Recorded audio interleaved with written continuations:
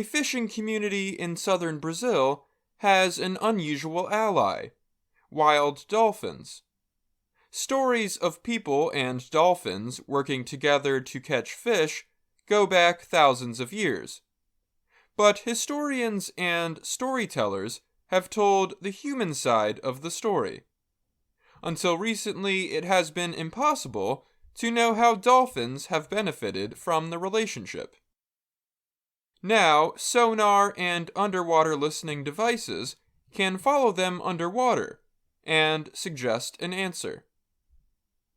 In the coastal city of Laguna, scientists have used drones, underwater sound recordings, and other tools to track dolphins. The scientists can see how local people and dolphins cooperate and benefit from each other's work. The most successful humans and dolphins are skilled at reading each other's body language. The research was published Monday in the journal Proceedings of the National Academy of Sciences. The Laguna residents work with wild bottlenose dolphins to catch schools, or groups, of silverfish called mullet.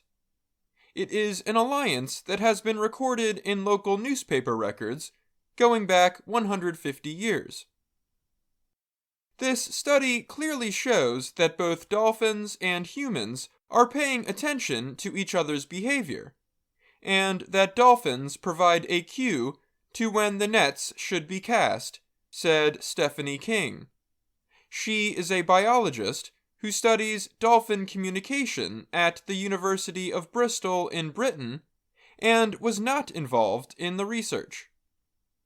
By working with the dolphins, the people catch more fish, and the dolphins are more successful in foraging too, King added.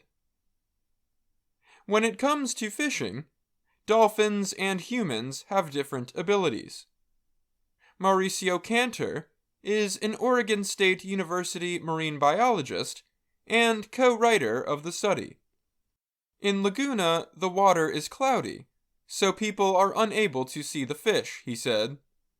But the dolphins use sounds to find them.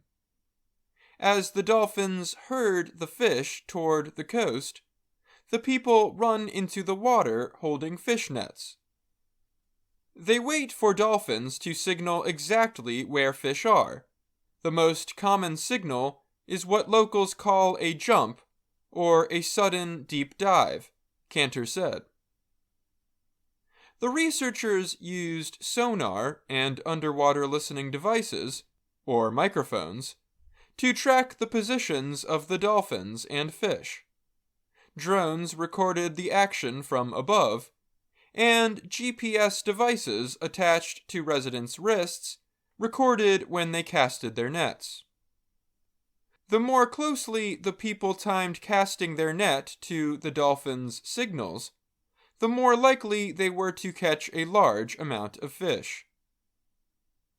When the nets fall in the water, it scares the fish.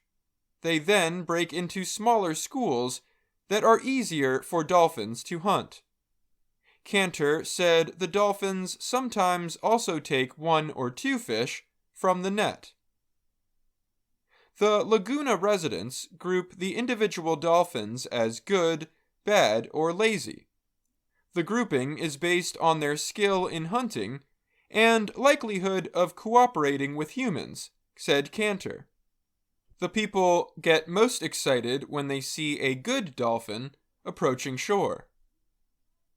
It is not clear how the Laguna cooperation first started, but it has survived many human and dolphin generations. The knowledge is passed down by experienced fishers and dolphins to the next generation of both.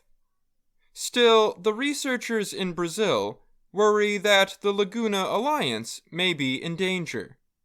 Pollution threatens the dolphins, and there are fewer local fisheries. Scientists hope that more attention to the unusual cooperation can help drive support to protect it. I'm Dan Novak.